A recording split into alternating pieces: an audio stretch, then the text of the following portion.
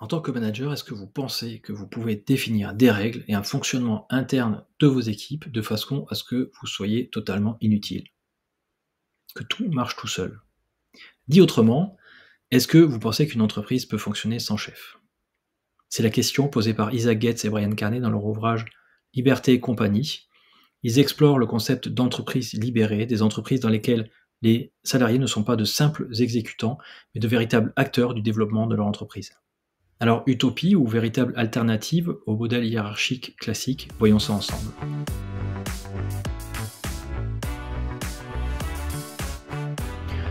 Bienvenue sur Soyez chef pas manager, la chaîne, le site et le livre qui vous donne beaucoup de clés, beaucoup d'astuces, de méthodes, de concepts, de méthodologies pour améliorer votre manière de diriger vos collaborateurs, diriger des gens, que vous soyez dans une association, une entreprise ou une institution. Donc, abonnez-vous à la chaîne, c'est une nouvelle vidéo chaque semaine. N'hésitez pas à télécharger un lien est dans la description de la vidéo, ce que j'ai appelé la checklist du chef, qui recense une centaine de sujets qui peuvent vous intéresser sur le management de manière générale. Et donc, je vous donne rendez-vous donc chaque semaine avec des articles et des vidéos sur cette chaîne. Aujourd'hui, on va parler d'entreprise libérée, que je trouve un concept extrêmement intéressant. Alors, il faut savoir qu'une entreprise dite libérée, ce n'est pas une entreprise qui fait tout et n'importe quoi, ce n'est pas l'anarchie totale. C'est au contraire une entreprise qui a cherché à réduire au maximum les règles de fonctionnement interne pour libérer le plus possible les énergies de chacun des collaborateurs en étant le plus efficace possible et toujours centré sur le client. Alors, pourquoi libérer l'entreprise? En fait, dans un modèle classique hiérarchique, les décisions viennent d'en haut et redescendent jusqu'aux collaborateurs du plus bas niveau, sans que ce soit péjoratif. Résultat, le fait que chaque échelon donne ses propres prescriptions réduit la marge de manœuvre des équipes de terrain qui sont, elles, au contact du client et qui, normalement, devraient avoir le plus de marge de manœuvre possible. Et dans une entreprise libérée, la volonté, c'est que ce soit le contraire, c'est-à-dire que chaque collaborateur puisse adapter ses méthodes et ses décisions à son propre niveau.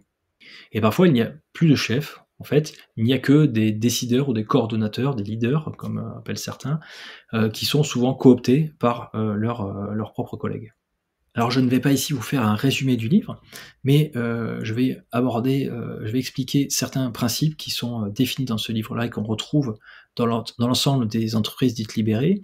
Si vous voulez des exemples beaucoup plus détaillés, donc non seulement il y a le livre, mais en plus vous trouverez, alors l'exemple français le plus emblématique de l'entreprise libérée, c'est l'entreprise Favi, dirigée par Jean-François Zobrist, qui a fait l'objet de nombreuses études et articles sur le sujet, de vidéos encore, que vous pourrez retrouver sur internet et pour lesquels je vous laisse un certain nombre de liens dans la description de la vidéo ci-dessous.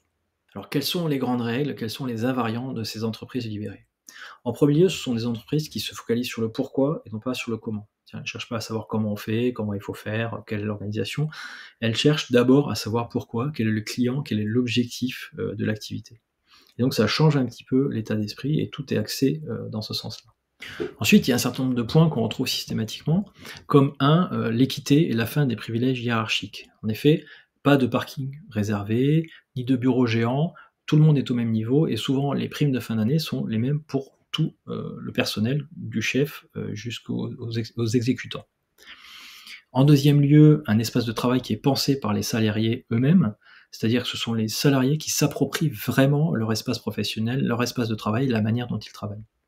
Ensuite, troisième point, une subsidiarité maximale, c'est-à-dire les décisions ne sont pas prises par le chef ou par le plus haut niveau, elles sont prises par le plus bas niveau possible, avec le maximum de délégation à la personne de plus bas niveau qui peut décider. Ensuite, en quatrième point, l'organisation est centrée sur le client, sur le pourquoi. L'objectif est clair, partagé et oriente naturellement l'énergie et l'innovation. En cinquième point, les procédures sont limitées. Sauf pour la sécurité, bien entendu, on évite de brider la créativité avec des règles inutiles.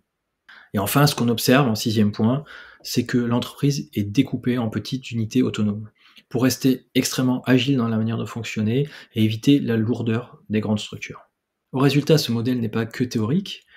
Parmi les entreprises observées et qui rassemblent aussi Harley-Davidson, Gore-Tex ou l'entreprise Favi dont on a parlé tout à l'heure, on constate un certain nombre de résultats qui sont souvent assez surprenants ou en tout cas extrêmement positifs, comme une forte capacité d'innovation et d'adaptation, une vraie résistance aux crises économiques, un très faible turnover et même des salariés qui reviennent après être partis ailleurs pour des meilleurs salaires, et surtout pas de contestation syndicale puisque les syndicats sont intégralement associés à la gouvernance. En conclusion, est-ce que l'entreprise libérée est une solution miracle? Eh bien non.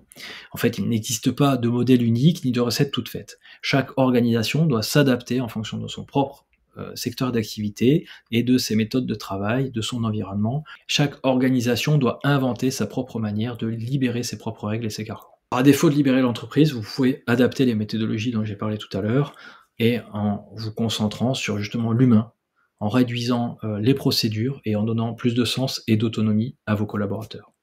Merci de votre attention et à très bientôt.